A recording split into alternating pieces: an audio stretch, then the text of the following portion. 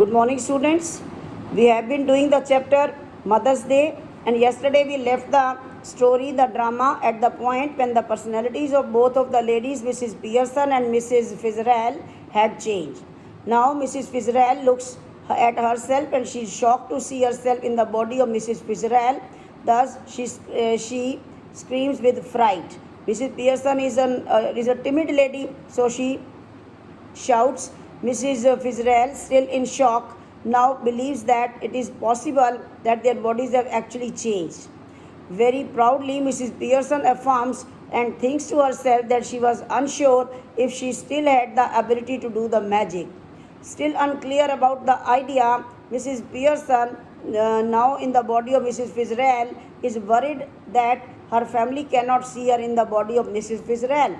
She very harshly tells Mrs. Pearson that her family will face Mrs. Fitzgerald, who is now in her body. The secret is only theirs, and the family will not know about it anything. She is still frightened about the consequences and is worried about not being able to reverse the magic. Then what? In an attempt to comfort her, she tells the reality and that she would anyway have more privilege and fun being Mrs. Fitzgerald while living her life. Still worried, she tells her that she wants to live as herself only and not like somebody else. She comforts her by telling her that there is nothing to worry about that and she will reverse it whenever Mrs. Pearson wants. Mrs. Pearson wants to get back in her body while Mrs. Fitzgerald is strongly of the opinion that she should deal with the family first. Mrs. Pearson did not know where to begin from, so Mrs. Fitzgerald would do it for her.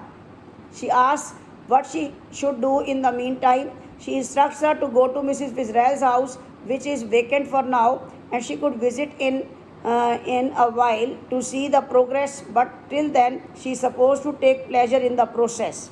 She then tells her to go before someone sees her. Realizing that this is happening, now Mrs. Fitzgerald, the now means in reality she is Mrs. Pearson, gets up to leave and confirms once again if all is going to work. Mrs. Pearson reassures her and tells her to leave. While Mrs. Fitzgerald leaves, Mrs. Pearson attempts to make herself comfortable by lighting another cigarette and sorting her cards. After a while, Doris Pearson, a girl of about 20 or so, enters. She is daughter of Mrs. Pearson and had the potential of turning out well had not she been over-pampered. Without noticing, Doris instructs her mom to iron her yellow silk dress as she is supposed to go out that night. As soon as she notices her mom, she is left startled and goes towards her. As she is about to speak, she uses her normal calm voice instead of the usual regretful and shaky voice. She looks at her and sarcastically asks her what according to her she was doing and does it look like she is painting the ceiling. She points out that mother is smoking. The fact that she is so shocked highlights that Mrs. Pearson is not usually seen smoking. Again, in a very calm manner, Mrs. Pearson replies that she saw it right and tells her that apparently there is no law against smoking. She is shocked because she thought Mrs. Pearson does not smoke. She bluntly replies to Doris that she was wrong then. Doris asks Mrs. Pearson if the tea is ready for her in the kitchen. She tells her that she can have it wherever she wants.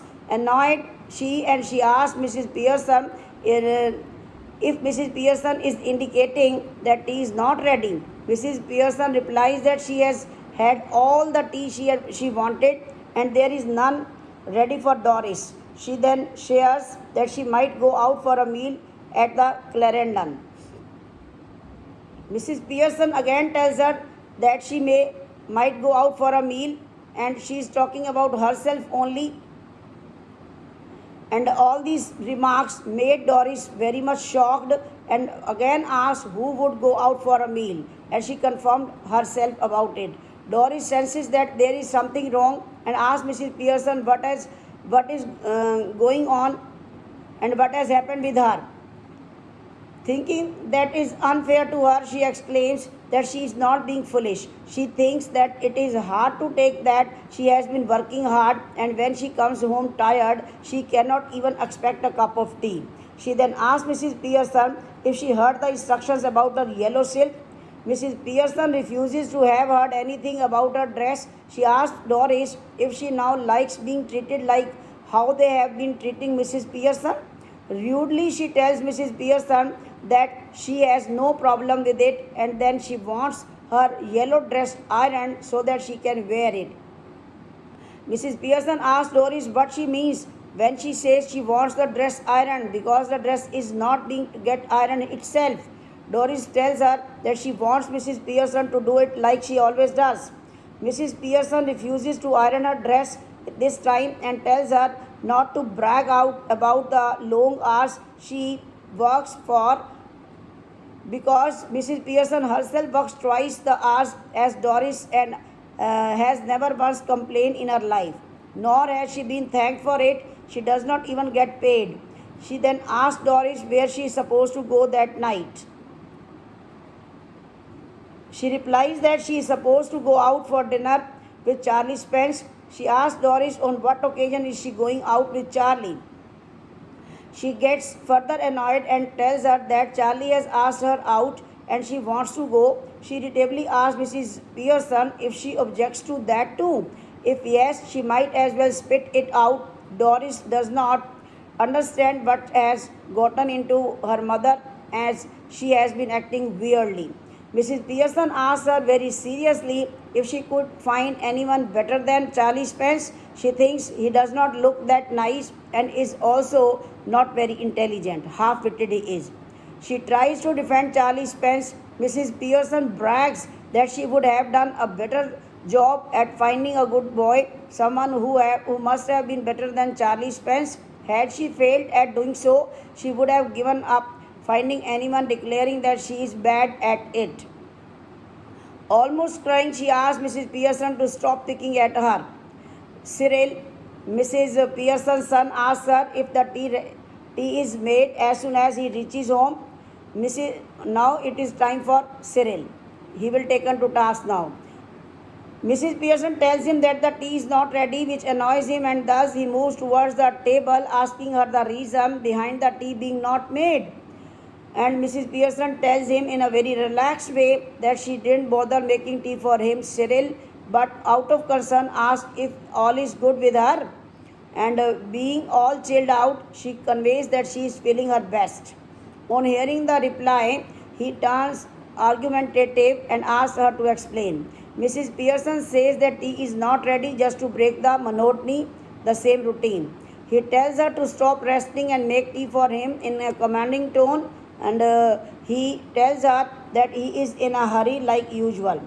As Cyril is about to leave, Mrs. Pearson stops him and says that he might be in a hurry, but she is all relaxed because she has plenty of time. Cyril, being a spoiled child, replies that he is short of time and it is going to be a long night. He asks Mrs. Pearson if all his things are ready. In a very chilled out manner, she says she cannot recall taking them out, and probably because she did not take them out. In an attempt to raise an objection, Cyril moves towards Mrs. Pearson and reminds her that she promised him to keep them ready. She even committed to fix them in case they needed any repairs. Mrs. Pearson says that she has now changed her mind because she has realized that she does not swing or fixing or repairing anything. He objects to Mrs. Pearson's way of speaking and asks her how she would feel if all of them talked to her like that. And Mrs. Pearson clarifies that they already talk to her in an objectionable tone. They do what they want and leave what they don't want at home. And they have been given the privilege, and is the situation in the office where if they don't like something, they get the union to interfere. She mentions that what has now changed is that she has started acting the same way where she won't do what she does not want to do. Okay, we'll continue in the next chapter.